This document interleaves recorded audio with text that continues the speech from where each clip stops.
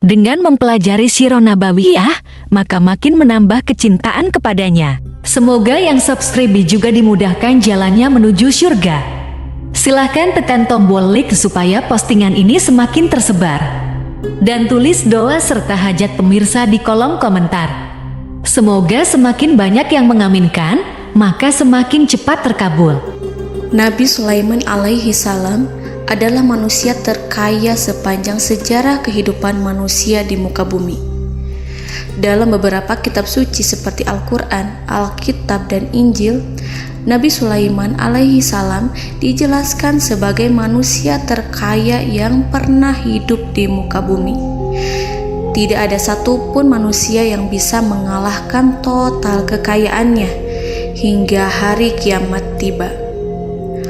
Para arkeolog telah menemukan situs peninggalan sejarah Islam yang mengungkap total kekayaan Nabi Sulaiman alaihi salam. Erez bin Yosef, seorang profesor sekaligus peneliti, ia menyatakan bahwa 3.000 tahun yang lalu Nabi Sulaiman alaihi salam diperkirakan memiliki kekayaan senilai 2,2 triliun US dollar. Dan apabila dikonversikan dengan nilai mata uang dolar hari ini, jika dirupiahkan, maka nilainya setara dengan 32.891.870 triliun rupiah. Profesor itu juga menjelaskan bahwa kekayaan Nabi Sulaiman alaihi salam berasal dari dua sumber, yakni istana kerajaan dan tambang tembaga. Nilai itu berkali-kali lipat lebih banyak dari total kekayaan negara Indonesia yang hanya mencapai 11.454 triliun per 30 Desember 2021. Nabi Sulaiman alaihi salam memiliki beberapa mukjizat. Di antaranya adalah dapat berbicara dengan bahasa binatang. Beliau dapat memerintah mereka untuk melakukan sesuatu. Beliau juga dapat mengendalikan besar kecilnya tekanan angin dan dapat mengatur ke arah mana angin akan berhembus. Sehingga dengan itu Nabi Sulaiman dapat memanfaatkan angin sebagai kendaraannya dan juga kendaraan tentaranya.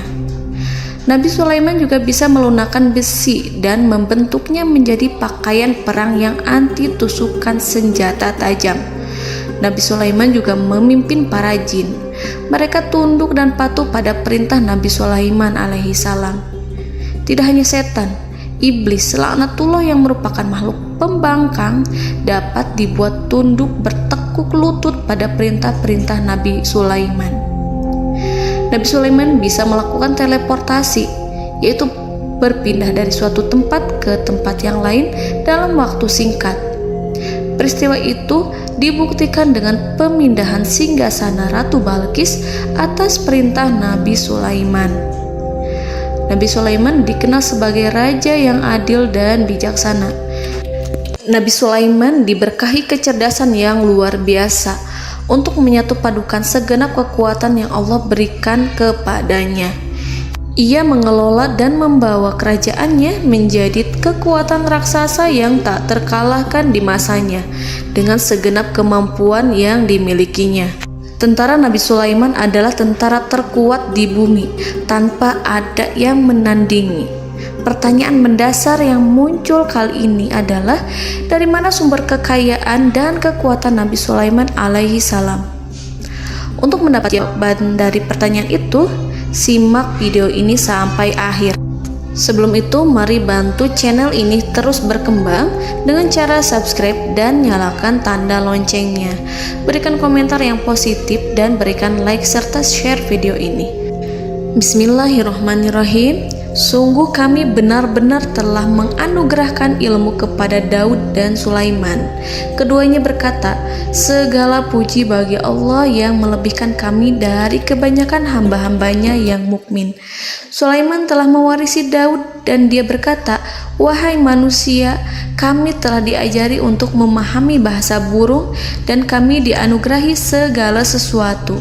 Sesungguhnya semua ini benar-benar karunia yang nyata." Quran Surat An-Naml ayat 15-16.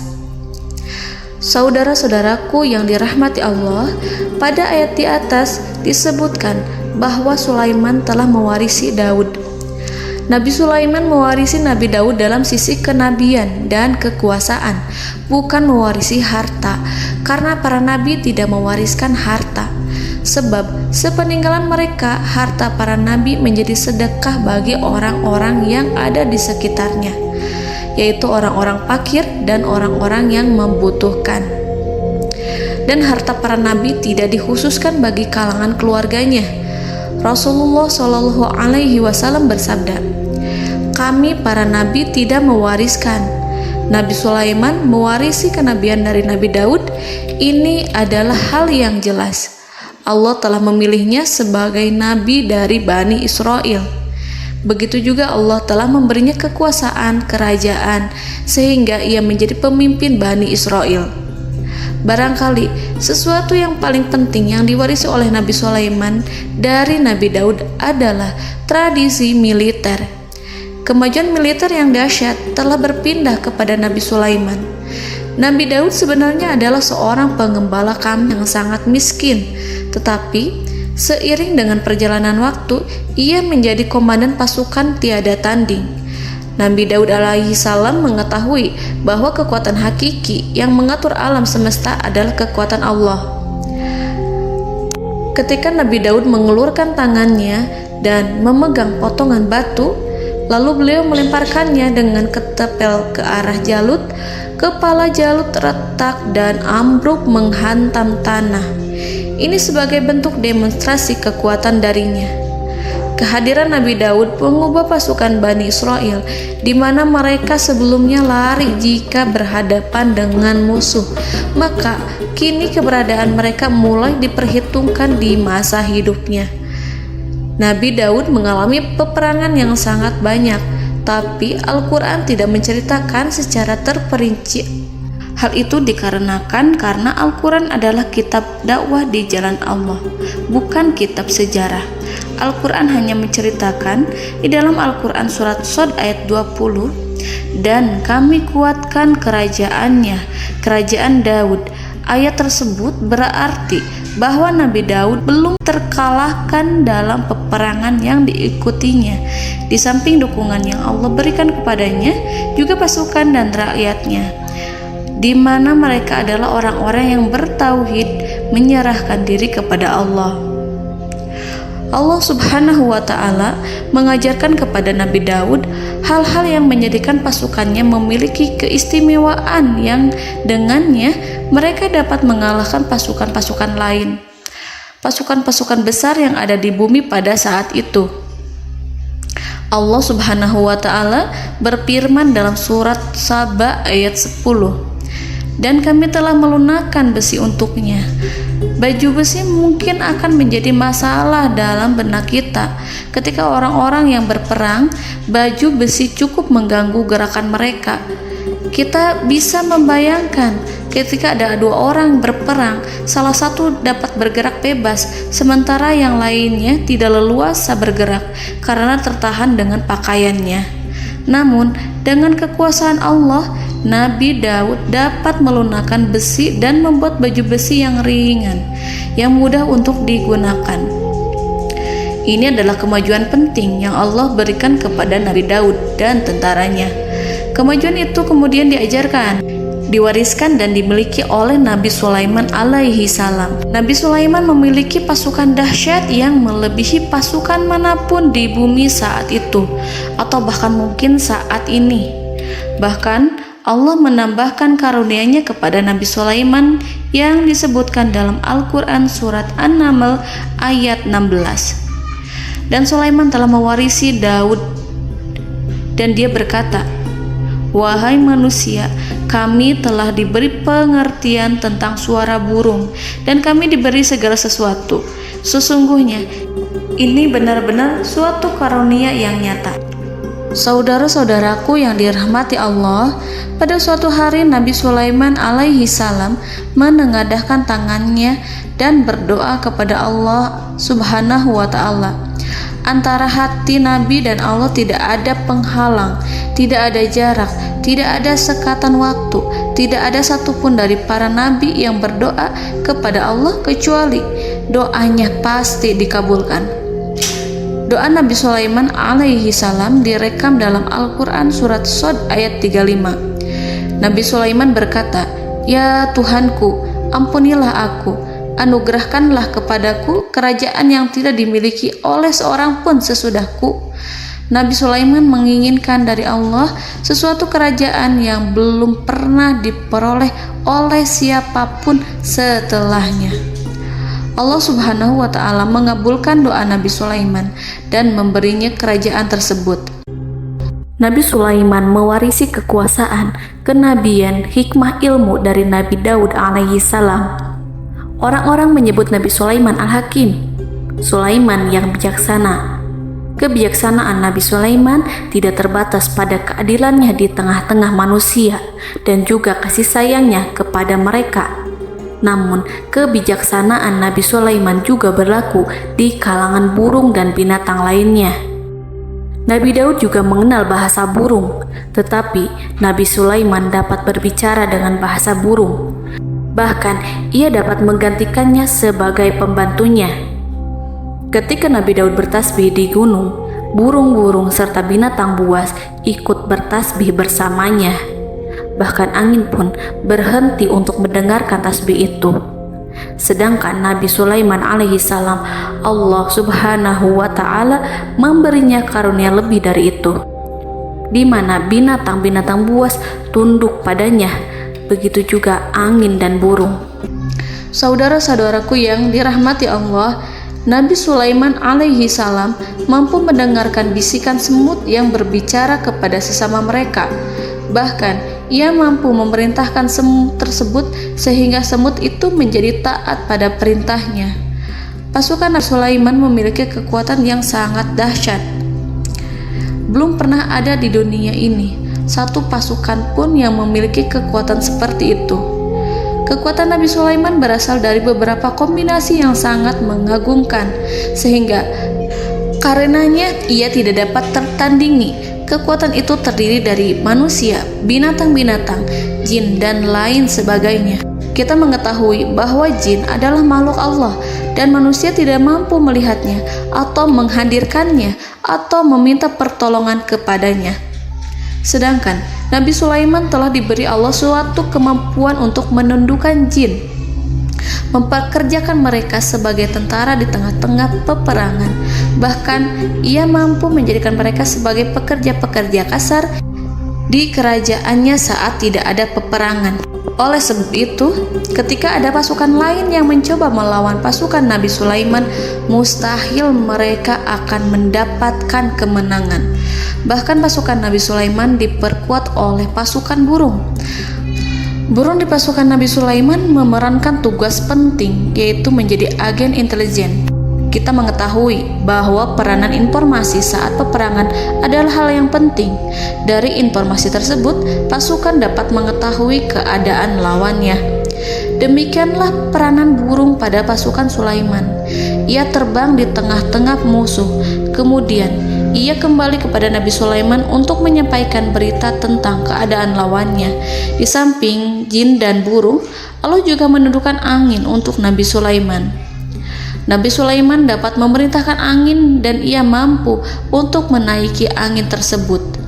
Dalam Al-Quran surat Shad ayat 36-40, Allah Subhanahu wa ta'ala berfirman, "Kami tundukkan kepada angin yang berhembus dengan baik menurut kemana saja yang dikehendaki Sulaiman. Dan kami tundukkan pula kepadanya setan-setan, semuanya ahli bangunan dan penyelam, dan setan yang lain yang terikat dalam belenggu.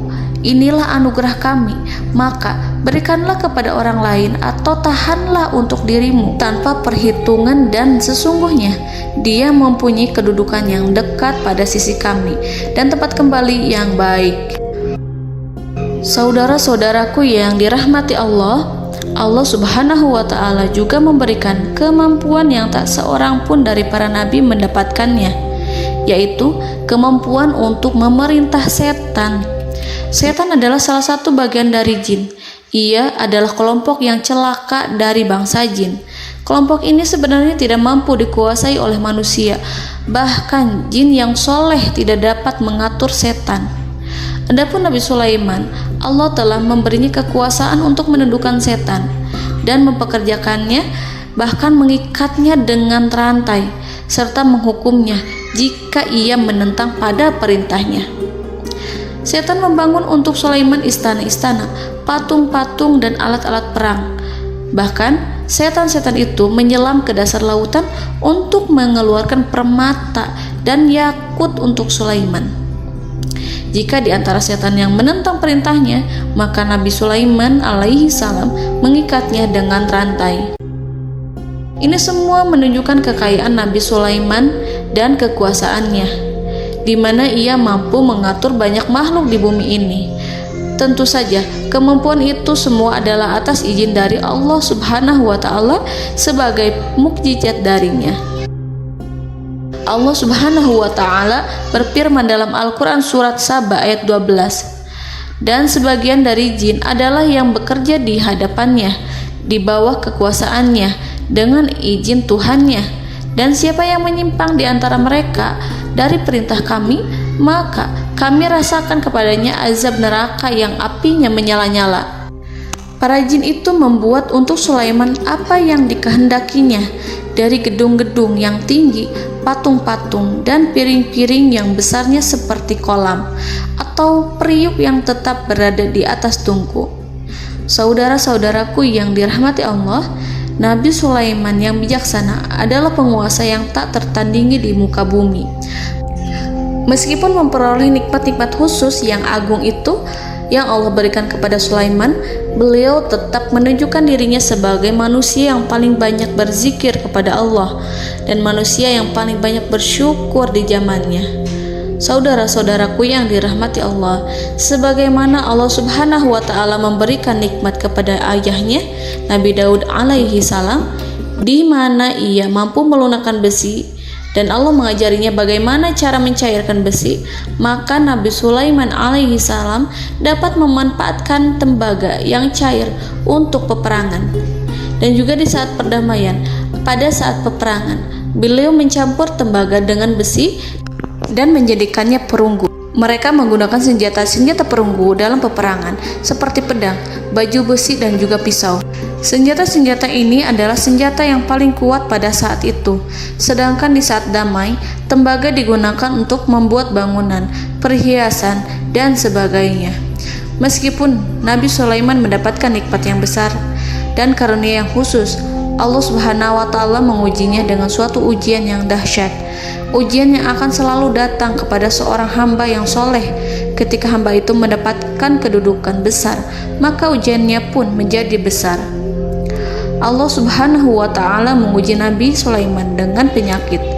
Diceritakan oleh Fahru Roji, Nabi Sulaiman diuji dengan suatu penyakit yang keras, di mana kedokteran saat itu tidak dapat dan tidak mampu mengatasinya. Sakitnya Nabi Sulaiman sangat keras sehingga para dokter dari kalangan manusia ataupun jin tidak mampu menghilangkan penyakit itu. Lalu burung-burung menghadirkan rumput-rumput yang dianggapnya sebagai obat, tetapi Nabi Sulaiman tak kunjung sembuh. Semakin hari penyakit Nabi Sulaiman semakin menjadi-jadi, sehingga ketika Nabi Sulaiman duduk di atas kursi, ia duduk bagaikan tubuh tanpa roh. Seakan-akan ia mati karena saking keras penyakit yang dideritanya. Sakit yang diderita oleh Nabi Sulaiman alaihi salam berlangsung sangat lama. Namun Nabi Sulaiman tidak henti-hentinya berzikir kepada Allah dan meminta kesembuhan kepadanya, serta selalu beristighfar dan mengungkapkan rasa cinta kepadanya. Selesailah ujian Allah terhadap hambanya Nabi Sulaiman. Beliau pun sembuh Nabi Sulaiman merasakan kembali kesehatannya setelah ia mengetahui segala kejayaan dan segala kekuasaan serta segala kebesarannya tidak lagi mampu menghilangkan penyakit yang dideritanya kecuali jika Allah menghendaki. Saudara-saudaraku yang dirahmati Allah, Nabi Sulaiman telah membangun tempat ibadah, tempat sujud, sehingga manusia menyembah Allah di dalamnya. Orang-orang yang membangunnya berjumlah puluhan ribu orang. Tentu setiap kelompok dari mereka memiliki pekerjaan masing-masing. Di antara mereka ada yang mencairkan tembaga, di antara mereka ada yang tukang pahat, ada yang tukang ukir, ada yang membelah batu, ada yang memotong kayu, ada yang mendatangkan rumput-rumput dari Libanon, ada yang mendatangkan emas dan menjadikannya lempengan-lempengan yang mengkilat untuk menutupi kayu serta untuk melapisi dinding-dinding. Bahkan golongan jin pun membantu membangun tempat tersebut, tentu dengan perintah dan bimbingan Nabi Sulaiman. Mereka membuat patung-patung yang besar, membuat bejana yang besar untuk tempat makan para tentara dan pekerja, yaitu bejana seperti gunung. Karena saking berat dan besarnya, mereka juga membuat tempat-tempat minum yang besarnya seperti kolam.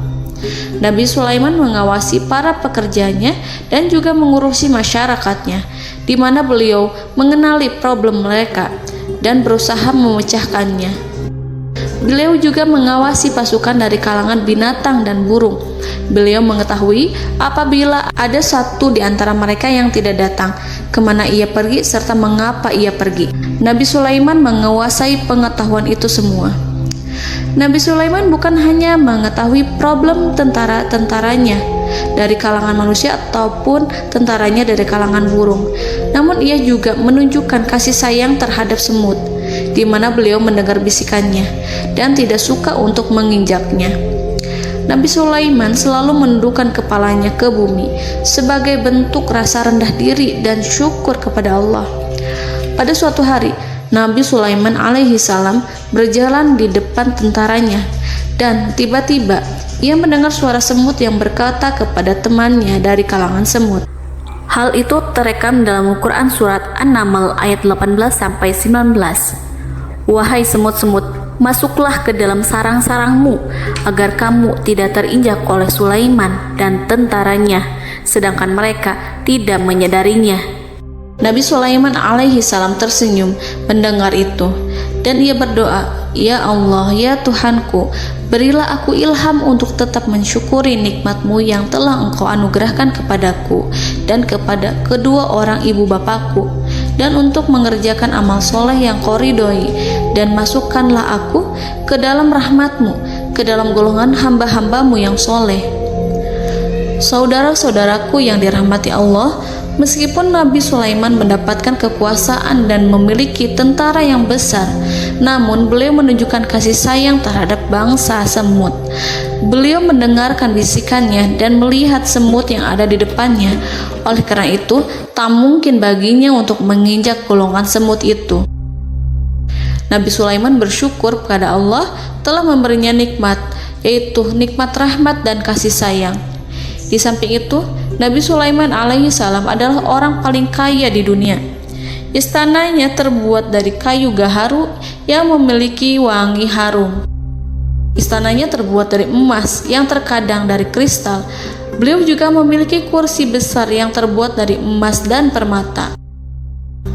Istana Nabi Sulaiman merupakan istana yang paling besar di dunia. Nabi Sulaiman menggunakan pakaian dari emas dan permata. Meskipun demikian, Nabi Sulaiman tetap menunjukkan sebagai hamba yang berserah diri dan rendah diri di hadapan Allah Subhanahu wa Ta'ala. Nabi Sulaiman yang merendahkan diri di hadapan Allah, ia selalu sujud kepada Allah sebagaimana ayahnya yang selalu bertasbih pada Allah. Nabi Sulaiman selalu melantunkan lagu-lagu cinta ilahi dan hanya memuji Allah Subhanahu wa Ta'ala. Pada suatu hari, Nabi Sulaiman alaihi salam mengeluarkan perintah kepada pasukannya untuk bersiap-siap. Kemudian, Nabi Sulaiman keluar dan memeriksa pasukannya satu demi satu. Kelompok yang pertama adalah kelompok manusia. Nabi Sulaiman memperhatikan kesiapan mereka. Lalu Nabi Sulaiman mengeluarkan perintah-perintah kepada mereka. Kemudian Nabi Sulaiman memeriksa kelompok jin dan menyampaikan perintahnya kepada mereka. Beliau memenjarakan jin yang tampak bermalas-malasan saat bekerja. Lalu beliau memeriksa binatang dan berkata kepada mereka, apakah mereka sudah makan dengan baik? Apakah mereka tidur dengan nyenyak? Apakah ada yang mengadu pada mereka, misalkan karena penyediaan makanan yang tidak layak? Apakah ada di sana yang sakit dan lain sebagainya? Ketika Nabi Sulaiman merasa puas dengan semuanya, Nabi Sulaiman memasuki tenda tempat berkumpulnya para burung.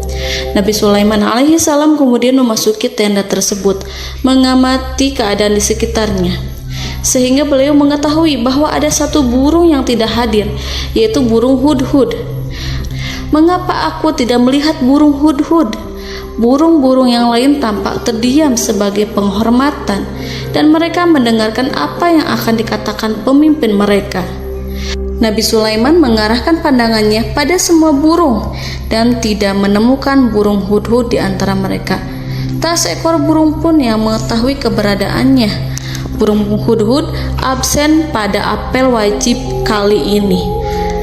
Nabi Sulaiman mulai menampakkan kemarahannya. Tiba-tiba, seekor burung kecil memberanikan diri untuk berkata kepada Nabi Sulaiman, Wahai Nabi yang mulia, seharusnya Hudhud ada bersamaku kemarin untuk melaksanakan tugas penyelidikan. Ia adalah pemimpin misi itu. Namun, burung Hudhud belum datang. Oleh karena itu, aku tidak pergi bersamanya. Burung itu tampak gemetar. Nabi Sulaiman mengetahui bahwa Hudhud tidak hadir dan tak seorang pun mengetahui kemana ia pergi. Burung hudhud pergi tanpa izin terlebih dahulu. Dalam keadaan marah, Nabi Sulaiman berkata, "Sungguh aku benar-benar akan mengazabnya dengan azab yang sangat keras atau benar-benar menyembelihnya, kecuali jika ia benar-benar datang kepadaku dengan alasan yang jelas."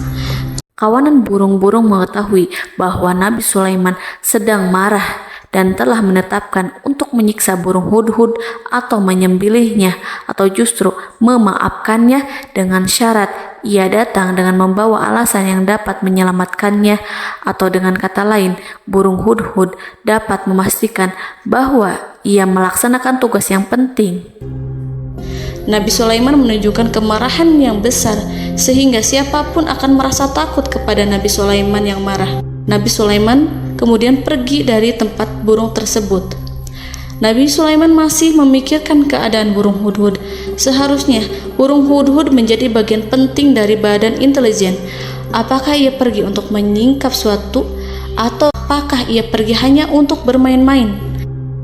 Nabi Sulaiman telah memperhatikan dan mengetahui bahwa burung hudhud adalah seekor burung yang cerdik dan juga fasih berbicara. Terkadang Nabi Sulaiman mendapati burung hudhud sedang bermain-main dan menunda-nunda pekerjaannya. Namun ketika Nabi Sulaiman melihatnya, burung hudhud memahami bahwa perbuatannya tidak benar.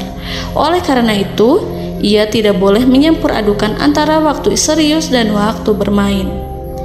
Tidak lama setelah itu, burung hudhud tiba di tempat para burung. Burung-burung yang lain berkata kepadanya, "Wahai hudhud, pergilah engkau ke tempat Nabi Sulaiman.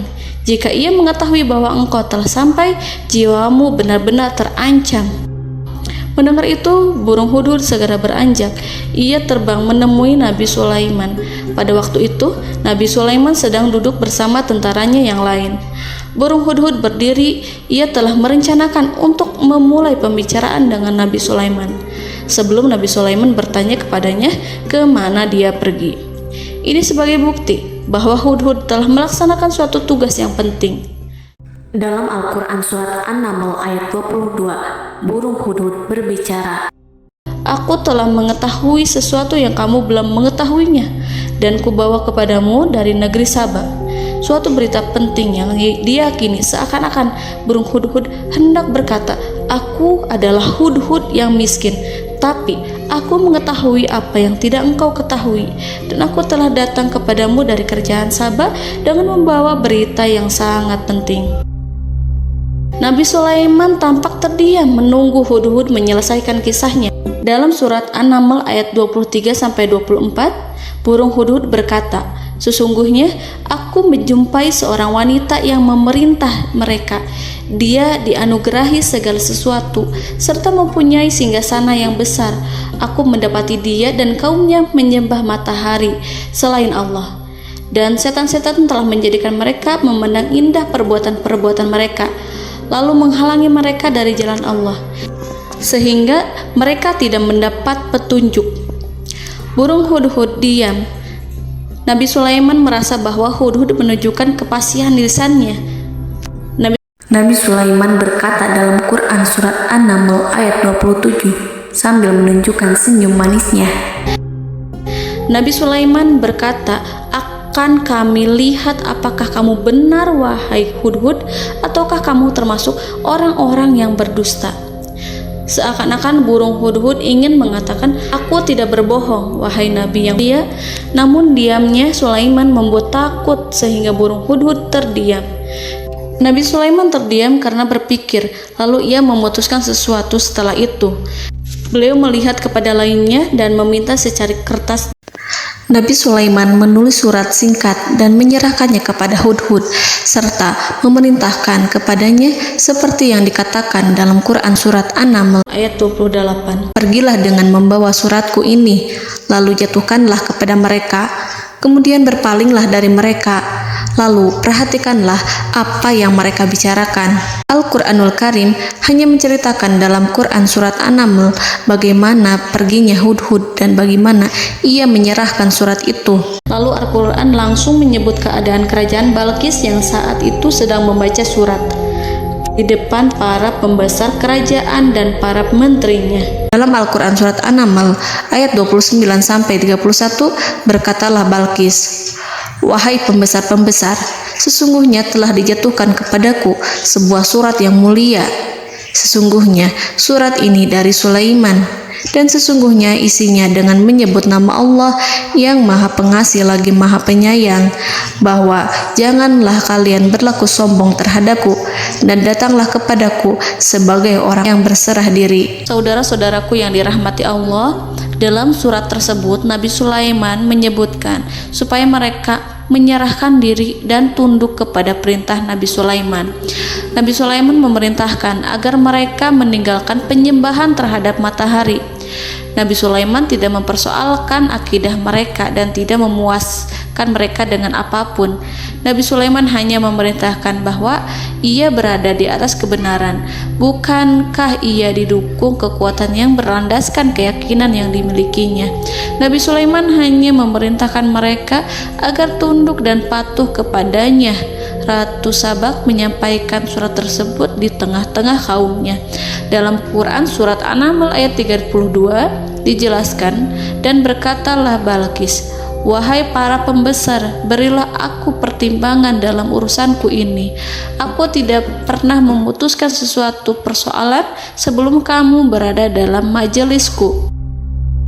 Saudara-saudaraku yang dirahmati Allah, para pembesar istana Balqis menentang surat tersebut. Isi surat itu membangkitkan kesombongan kaum Sabak, di mana mereka merasa lebih kuat. Mereka mengetahui bahwa di sana ada seorang yang mencoba menentang mereka dan mengisyaratkan peperangan kepada mereka. Lalu ia meminta kepada mereka untuk memenuhi syarat-syaratnya sebelum terjadinya peperangan dan kekalahan. Dalam surat An-Naml ayat 33, mereka menjawab, "Kita adalah orang-orang yang memiliki kekuatan dan juga memiliki keberanian yang sangat besar dalam peperangan. Dan keputusan berada di tanganmu, wahai rajaku. Maka pertimbangkanlah apa yang akan kamu perintahkan." Saudara-saudaraku yang dirahmati Allah, para pembesar kaum Sabak seakan ingin berkata, "Kita siap untuk melaksanakan perang." Tampaknya ratu itu memiliki kebijakan yang lebih baik dari pembesar kaumnya. Surat Sulaiman itu membuatnya berpikir lebih jernih dan lebih berhati-hati. Ia berusaha sebisa mungkin menghindari peperangan. Ratu itu berpikir dalam tempo yang lama. Nama Sulaiman tidak diketahuinya dan ia pun belum pernah mendengarnya. Oleh karena itu, Ratu kaum Sabak tidak mampu mengetahui dan mendeteksi seberapa besar kekuatan Nabi Sulaiman. boleh jadi Nabi Sulaiman memiliki kekuatan yang dahsyat, sehingga ia mampu memerangi kekuasaannya dan mengalahkannya. Kemudian ratu memperhatikan apa yang ada di sekelilingnya. Ia melihat kemajuan masyarakatnya dan juga kekayaannya. Barangkali ia mengira bahwa Nabi Sulaiman iri terhadap kemajuan dan kekayaannya itu, sehingga Nabi Sulaiman ingin menyerangnya. Setelah mempertimbangkan isi surat Nabi Sulaiman dengan cermat, Ratu Saba memilih untuk tidak bersikap ceroboh dan bodoh. Ratu lebih suka untuk menggunakan bahasa kelembutan. Ia mengirim kepada Nabi Sulaiman suatu hadiah yang besar. Ratu mengira bahwa Nabi Sulaiman seorang yang ambisius, yang boleh jadi ia telah mendengar tentang kekayaan kerajaan Saba. Para utusan pergi dengan membawa hadiah dari Ratu Saba. Ratu berharap agar mereka dapat memasuki kerajaan Nabi Sulaiman dan akan mengetahui kondisi kerajaannya. Saat mereka pulang, Ratu ingin mendengar secara langsung dari mereka tentang bagaimana keadaan kaum Nabi Sulaiman dan pasukannya. Setelah mendapatkan informasi yang cukup, maka Ratu Balqis dapat membuat sesuatu keputusan yang tepat. Ratu menyembunyikan apa yang terlintas dalam pikirannya, lalu ia berbicara kepada pembesar istananya bahwa ia dapat menyingkap niat jahat Raja Sulaiman melalui cara mengirimkan hadiah kepadanya. Ratu lebih memilih cara tersebut dan menunggu reaksi dari Nabi Sulaiman. Ratu berhasil memuaskan para pembesar istana, dan untuk sementara ia menghilangkan ide untuk berperang. Karena para raja jika menyerang suatu desa, maka pemimpin desa tersebut adalah orang yang paling banyak mendapatkan kehinaan. Akhirnya, para pembesar kaumnya merasa puas dengan pikiran Ratu Balqis. Saudara-saudaraku yang dirahmati Allah, dalam surat An-Naml ayat 34-35 dijelaskan, Ratu Balqis berkata, "Sesungguhnya raja-raja apabila memasuki suatu negeri, niscaya mereka akan membinasakannya dan menjadikan penduduknya yang mulia menjadi hina. Dan demikian pula lah yang akan mereka perbuat. Dan sesungguhnya aku akan mengirim utusan kepada mereka dengan membawa hadiah, dan aku akan menunggu apa yang akan dibawa kembali oleh utusan itu." Kemudian sampailah hadiah dari Ratu Balqis kepada Nabi Sulaiman. Para intelijen Nabi Sulaiman memberitahunya bahwa utusan Balqis datang dengan membawa hadiah. Nabi Sulaiman langsung mengetahui bahwa Ratu Balqis itu sengaja mengirim orang-orangnya untuk mengetahui atau untuk mendapatkan informasi tentang kekuatannya. Lalu setelah itu ia akan mengambil keputusan atau mengambil sikap kepada kerajaan Sulaiman. Nabi Sulaiman segera memanggil semua pasukannya untuk berkumpul. Utusan Balqis segera memasuki istana Nabi yang dipenuhi dengan pasukan yang besar bersenjata. Melihat itu, utusan Ratu Balqis tercengang dan terkejut ketika mereka melihat kekayaan yang mereka bawa tidak ada apa-apanya dibandingkan dengan kerajaan Nabi Sulaiman. Hadiah mereka tampak tidak berarti.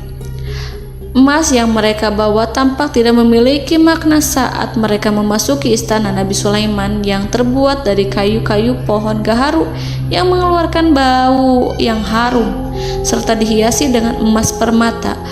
Para utusan Ratu Balqis berdiri bersama Nabi Sulaiman dan menyaksikan bagaimana Nabi Sulaiman mengendalikan pasukannya. Kemudian mereka mulai berpikir tentang kekuatan dan kualitas pasukan Nabi Sulaiman. Betapa kagetnya mereka ketika melihat di tengah-tengah pasukan itu terdapat singa, burung, dan tentara dari kalangan manusia yang mampu terbang. Mereka pun sadar bahwa mereka di hadapan pasukan yang tiada tandingannya. Selesailah demonstrasi pasukan Nabi Sulaiman. Kemudian para utusan ratu dipersilahkan maju ke tempat hidangan makanan. Para utusan itu sangat terkejut ketika melihat berbagai macam makanan dari penjuru dunia ada di depannya. Dan di antara makanan itu terdapat pula makanan yang biasa ditemukan di negeri mereka. Tetapi mereka melihat bahwa makanan itu memiliki rasa yang lebih istimewa. Selain itu, piring-piring yang ada di depan mereka terbuat dari emas dan mereka dilayani oleh laki-laki yang berhias dengan emas. Di meja makan itu terdapat burung, ikan laut, dan berbagai macam daging yang mereka tidak mampu lagi membedakan daging apa itu. Nabi Sulaiman tidak makan bersama mereka, tapi beliau makan dengan menggunakan piring yang terbuat dari kayu. Beliau memakan roti yang kering yang dicampur dengan minyak. Inilah makanan yang dipilih Nabi Sulaiman.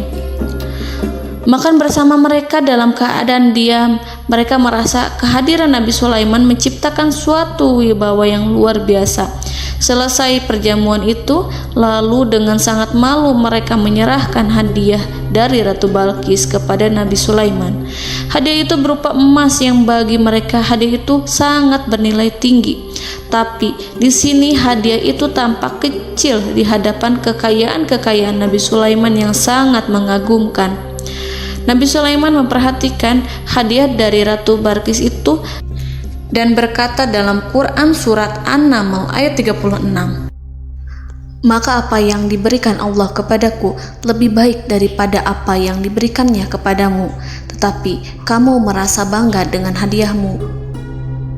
Saudara-saudaraku, Raja Sulaiman menyingkap dengan kata-katanya yang singkat itu penolakannya terhadap hadiah mereka. Ia memberitahu utusan itu bahwa ia tidak menerima hadiah tersebut. Ia tidak merasa puas dengan hadiah itu. Yang membuatnya puas hanyalah, "Janganlah kalian berlaku sombong terhadapku dan datanglah kepadaku sebagai orang-orang yang berserah diri." Lalu Nabi Sulaiman berkata kepada mereka dengan pelan. Hal itu diabadikan dalam Al-Quran surat An-Naml ayat 37. "Kembalilah kepada mereka. Sungguh kami akan mendatangi mereka dengan bala tentara yang mereka tidak kuasa melawannya. Dan pasti kami akan mengusir mereka dari negara itu, yaitu negeri Saba, dengan terhina. Dan mereka akan menjadi tawanan-tawanan yang hina." Saudara-saudaraku yang dirahmati Allah, Nabi Sulaiman kemudian meninggalkan para utusan ratu setelah terlebih dahulu mengancam mereka. Para utusan itu berharap agar Nabi Sulaiman mau menunggu kunjungan Ratu Balqis yang akan membawa misi perdamaian. Akhirnya, sampailah para utusan Ratu Balqis ke negeri Saba. Mereka segera menuju istana sang ratu. Mereka memberitahu bahwa negeri mereka ada di ujung tanduk. Mereka menceritakan kepada ratu tentang kekuatan Nabi Sulaiman dan tidak mungkin bagi mereka mampu melawannya. Mereka meyakinkan Ratu Balqis bahwa ia harus mengunjunginya dan melihat sendiri bagaimana kebesaran kerajaan Nabi Sulaiman. Kemudian Ratu Balqis menyiapkan dirinya untuk pergi menuju kerajaan Nabi Sulaiman. Nabi Sulaiman duduk di kursi kerajaan di tengah-tengah para pembesarnya dan para menterinya, serta para komandan pasukannya. Beliau berpikir tentang sosok Balqis. Nabi Sulaiman mengetahui bahwa Balqis menuju tempatnya. Balqis dikelilingi rasa takut. Nabi Sulaiman berpikir sejenak tentang bagaimana matahari disembah. Ia memikirkan bagaimana informasi yang diterima oleh intelijennya tentang kemajuan kerajaan Balqis dalam bidang kesenian dan ilmu pengetahuan. Nabi Sulaiman bertanya kepada dirinya sendiri, apakah kemajuan menjadi penghalang untuk mengetahui kebenaran? Apakah ratu itu senang dengan kekuatan yang dicapainya? Dan ia membayangkan bahwa kekuatannya adalah segalanya.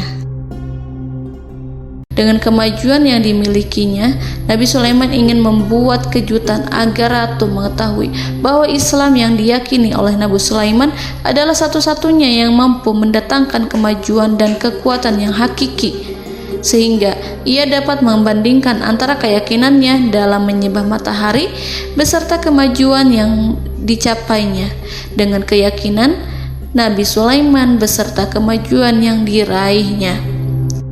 Saudara-saudaraku yang dirahmati Allah, para mata-mata Nabi Sulaiman telah memberitahunya bahwa hal yang sangat disegani dan dikagumi oleh kaum Balqis adalah kerajaan Saba, yaitu singgasana Ratu Balqis. Singgasana itu terbuat dari emas dan batu delima. Singgasana tersebut dijaga oleh penjaga yang sangat disiplin, di mana mereka tidak pernah lalai sedikit pun. Oleh karena itu, sangat tepat apabila Nabi Sulaiman menghadirkan singgasananya di sini, di kerajaannya. sehingga ketika ratu tiba, maka ia dapat duduk di atasnya. Nabi Sulaiman ingin membuat kejutan kepadanya dan menunjukkan bahwa kemampuannya tersebut yang berlandaskan pada keislaman. Nabi Sulaiman melakukan yang demikian itu dengan harapan agar si ratu tunduk kepadanya. Ide itu terlintas dalam diri Nabi Sulaiman. Lalu ia mengangkat kepalanya dan menoleh kepada anak buahnya. Hal itu diabadikan dalam Quran Surat An-Naml ayat 38. Wahai para pembesar, siapakah di antara kamu sekalian yang sanggup membawa singgasananya kepadaku sebelum mereka datang kepadaku sebagai orang-orang yang berserah diri? Saudara-saudaraku, perhatikanlah ungkapan pikiran Nabi Sulaiman tersebut. Semua pemikirannya berkisar tentang keislaman para penyembah matahari, tentang bagaimana beliau dapat memberikan petunjuk kepada mereka di jalan Allah. Yang pertama menjawab pertanyaan Nabi Sulaiman adalah jin Ifrit. Dalam Quran Surat An-Naml ayat 39, berkatalah Ifrit yang cerdik dari golongan jin, "Aku akan datang kepadamu dengan membawa singgasana itu sebelum kamu berdiri dari tempat dudukmu. Sesungguhnya aku benar-benar kuat untuk membawanya, lagi dapat dipercaya." Nabi Sulaiman berdiri dari tempat duduknya. Setelah 1 jam atau 2 jam, jin itu berjanji kepadanya untuk menghadirkan singgasana Balkis. Sebelum itu, istana Nabi Sulaiman di Palestina, sedangkan istana Balkis terletak di Yaman. Antara singgasana tersebut dengan singgasana Nabi Sulaiman berjarak lebih dari ribuan mil. Barangkali pesawat yang cepat sekalipun yang kita kenal hari ini tidak akan mampu membawa dan mendatangkan istana itu dalam waktu 1 jam. Tetapi masalahnya di sini, berhubung dengan kekuatan jin yang serba misterius, Nabi Sulaiman tidak mengomentari sedikit pun terhadap apa yang dikatakan oleh Ifrit. Nabi Sulaiman tampak menunggu tanggapan lain yang mampu menghadirkan singgasana Balkis yang lebih cepat dari jin Ifrit. Nabi Sulaiman menoleh kepada seorang yang di sana, yang duduk di atas naungan. Hal itu diceritakan dalam Al-Quran Surat An-Naml ayat 40. Berkatalah seseorang yang mempunyai ilmu dari Alkitab, "Aku akan membawa singgasana itu kepadamu sebelum matamu berkedip." Maka tatkala Sulaiman melihat singgasana itu terletak di hadapannya, ia pun berkata, "Ini termasuk karunia Tuhanku untuk menguji aku, apakah aku akan bersyukur atau mengingkari nikmatnya. Dan barang siapa yang bersyukur, maka sesungguhnya dia bersyukur untuk kebaikan dirinya sendiri. Dan barang siapa yang ingkar, maka sesungguhnya Tuhanku maha kaya lagi maha mulia." Saudara-saudaraku, belum lama seseorang yang mempunyai ilmu dari Alkitab menyatakan kalimatnya, sehingga singgasana itu tiba-tiba ada di depan Nabi Sulaiman, yang mampu menghadirkan singgasana itu lebih cepat dari kedipan mata. Al-Quranul Karim tidak menyingkap kepribadian seseorang yang menghadirkan singgasana itu. Al-Quran hanya menggarisi bahwa orang itu mempunyai ilmu dari Alkitab. Al-Quran tidak menjelaskan kepada kita apakah ia seorang malaikat ataukah manusia ataukah jin. Al-Quran sengaja tidak menyingkap hakikat kitab yang dimaksud. Saudara-saudaraku yang dirahmati Allah, setelah melihat singgasana itu, Nabi Sulaiman bersyukur kepada Allah. Ia mulai memperhatikan singgasana sang ratu. Singgasana tersebut merupakan simbol pembangunan dan juga kemajuan, tetapi nampaknya ia hanya sesuatu yang biasa saja jika dibandingkan dengan kekuasaan dan kebesaran ciptaan yang dibuat oleh manusia dan jin di kalangan istana Nabi Sulaiman. Nabi Sulaiman memikirkan dalam tempo yang sangat lama singgasana Ratu Balkis itu. Kemudian beliau memerintahkan agar singgasana itu diperbaiki, sehingga saat Ratu Balkis datang, dia akan mengujinya. Apakah Ratu Balkis dapat mengenali singgasananya ataukah tidak? Dalam Al-Quran Surat An-Naml ayat 41, Nabi Sulaiman berkata, "Ubahlah baginya singgasananya, maka kita akan melihat apakah dia mengenal ataukah dia termasuk orang-orang yang tidak mengenalnya." Saudara-saudaraku yang dirahmati Allah, Nabi Sulaiman memerintahkan agar dibangun istana yang akan digunakan untuk menyambut Ratu Balkis. Nabi Sulaiman memilih tempat di laut, dan ia memerintahkan agar dibangun suatu istana di mana sebagian besarnya terdiri dari air laut. Nabi Sulaiman memerintahkan agar lantainya itu terbuat dari kaca yang tebal dan kuat, sehingga orang-orang yang berjalan di atas istana itu akan dapat melihat di bawahnya ada ikan-ikan berwarna-warni yang berenang-renang. Dan mereka akan melihat rumput-rumput laut yang bergerak-gerak. Akhirnya, selesailah pembangunan istana itu. Saking bersihnya kaca lantainya, sehingga tampak di sana tidak ada kaca. Burung hudhud memberitahu Nabi Sulaiman bahwa Balkis telah sampai dekat kerajaannya. Kemudian Ratu Balkis datang. Al-Quran tidak menyebutkan keadaan Nabi Sulaiman saat menyambut Balkis, namun Al-Quran menunjukkan dua sikap Ratu Balkis. Yang pertama, bagaimana sikap Balkis ketika pertama kali melihat singgasananya yang datang mendahuluinya, padahal ia telah meninggalkan pengawalannya untuk tetap setia menjaga singgasananya itu. Keadaan kedua adalah keadaan di depan istana yang dibangun untuk penyambutan Balkis. Istana itu penuh dengan permata yang berenang-renang di bawahnya ikan-ikan. Dalam Quran Surat An-Naml ayat 42 dijelaskan, dan ketika Balkis datang, ditanyakanlah kepadanya, serupa inikah singgasanamu? Balkis menjawab, seakan-akan singgasana ini adalah singgasanaku. Kami telah diberi pengetahuan sebelumnya, dan kami adalah orang-orang yang berserah diri. Saudara-saudaraku, pada dialek di atas, Balkis melihat singgasananya dan ia tercengang saat mengetahui bahwa itu adalah singgasana miliknya. Namun kemudian ia mulai ragu karena melihat tidak sepenuhnya itu singgasana miliknya. Jika itu benar-benar miliknya, lalu bagaimana ia datang mendahuluinya? Dan bila bukan singgasananya, maka bagaimana Sulaiman dapat meniru sepersis dan seteliti itu? Padahal Sulaiman tidak pernah sekalipun ke kerajaannya. Nabi Sulaiman berkata saat melihat Balkis mengamati singgasananya, apakah ini singgasanamu? Balkis terlihat sangat kebingungan, namun setelah itu ia menjawab, sepertinya benar. Nabi Sulaiman berkata, kami telah diberi ilmu sebelumnya dan kami sebagai orang-orang muslim.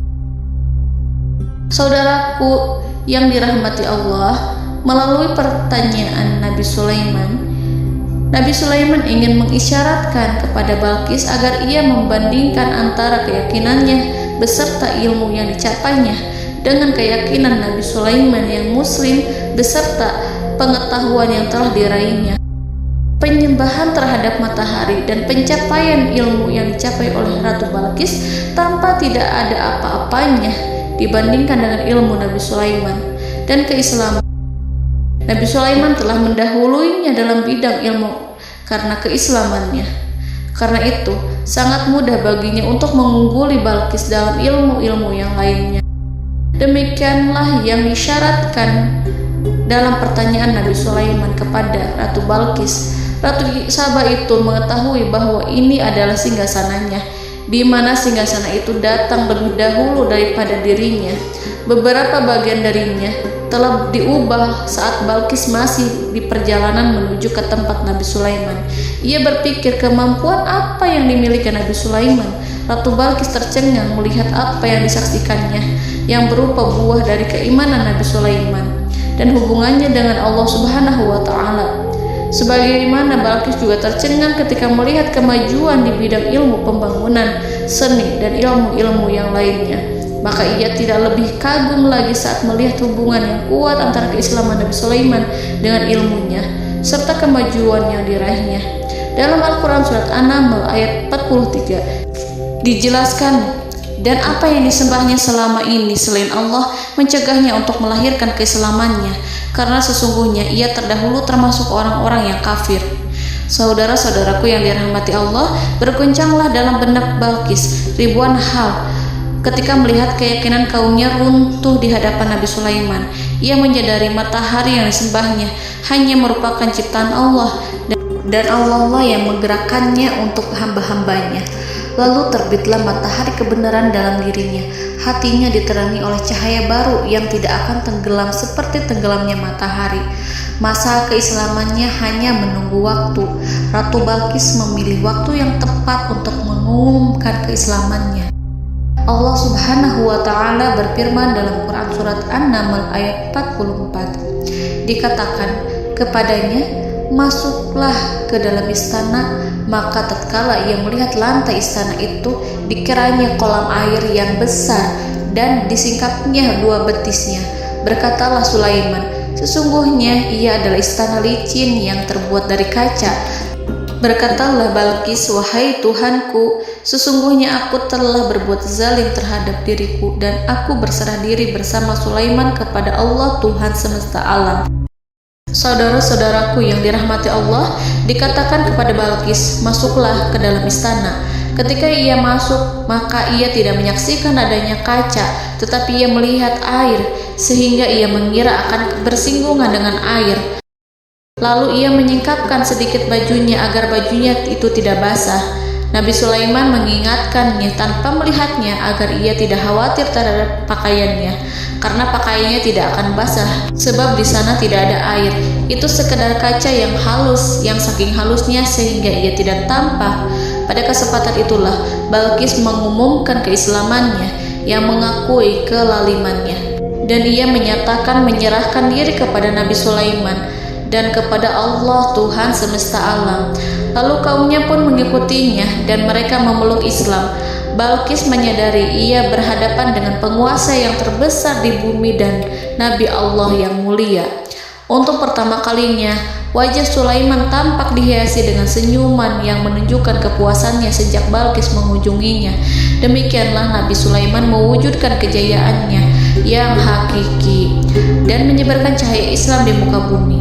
Saudara-saudaraku, Al-Quran tidak menyebutkan kisah Balqis setelah keislamannya. Para ahli tafsir mengatakan bahwa ia menikah dengan Nabi Sulaiman. Selain itu, ada yang mengatakan bahwa ia menikah dengan salah satu orang dekat Nabi Sulaiman.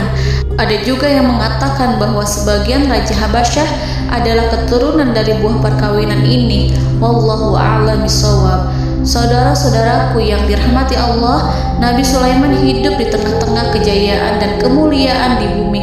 Kemudian Allah menetapkan kematian untuknya, sebagaimana kehidupan Sulaiman berada di puncak kemuliaan dan kejayaan yang penuh dengan keajaiban yang luar biasa, maka kematiannya pun merupakan tanda-tanda kebesaran Allah yang penuh dengan keajaiban. Demikianlah bahwa kematiannya sesuai dengan kehidupannya, sesuai dengan kejayaannya. Allah berfirman tentang kematian Sulaiman di dalam Al-Quran Surat Saba ayat 14. Maka tatkala kami telah menetapkan kematian Nabi Sulaiman, tidak ada yang menunjukkan kepada mereka kematiannya itu kecuali rayap yang memakan tongkatnya. Maka tatkala ia telah tersungkur, tahulah jin bahwa kalau sekiranya mereka mengetahui yang gaib, tentulah mereka tidak akan tetap dalam siksa yang menghinakan. Saudara-saudaraku, kemampuan Nabi Sulaiman untuk menundukkan jin dan mempekerjakan mereka serta hubungan mereka dengan semua itu menimbulkan fitnah di tengah-tengah manusia. Dalam hal tertentu, kematian Nabi Sulaiman merupakan batasan jawaban terhadap fitnah ini. Kami tidak mengetahui siapa yang mengklaim bahwa jin mengetahui hal yang gaib, apakah itu setan yang terkutuk atau jin yang bodoh atau manusia yang tertipu. Kami tidak mengetahui siapa yang bertanggung jawab terhadap tersebarnya isu yang keliru ini. Yang kita ketahui adalah bahwa hal tersebut adalah mempengaruhi sebagian manusia dan jin. Barangkali manusia berkata kepada diri mereka, selama jin melakukan perbuatan yang luar biasa ini, maka apa gerangan yang menjadikan mereka tidak mengetahui hal yang gaib itu? Manusia itu lupa bahwa kunci kegaiban berada di tangan Allah. Masalah ilmu gaib tidak akan mampu dikuasai oleh jin dan manusia. Hanya Dia yang mengetahuinya, dan manusia diberitahu hanya sedikit sekali. Saudara-saudaraku yang dirahmati Allah, seakan-akan Allah telah merencanakan bahwa kematian Sulaiman bertujuan untuk menghancurkan pemikiran itu, yaitu pemikiran bahwa jin mengetahui hal-hal yang gaib. Jin bekerja untuk Nabi Sulaiman selama beliau hidup, dan tatkala beliau meninggal, maka tugas mereka menjadi bebas. Nabi Sulaiman meninggal tanpa diketahui oleh jin, sehingga mereka tetap bekerja untuk mereka, tetap mengabdi kepada Sulaiman. Seandainya mereka mengetahui hal yang gaib, niscaya mereka tidak akan meneruskan pekerjaan mereka. Saudara-saudaraku, pada suatu hari Nabi Sulaiman memasuki mihrabnya untuk itikaf ibadah dan beribadah kepada Allah. Tak seorang pun yang berani mengganggu khalwatnya. Mihrab Sulaiman terletak di puncak gunung dan dindingnya terbuat dari permata.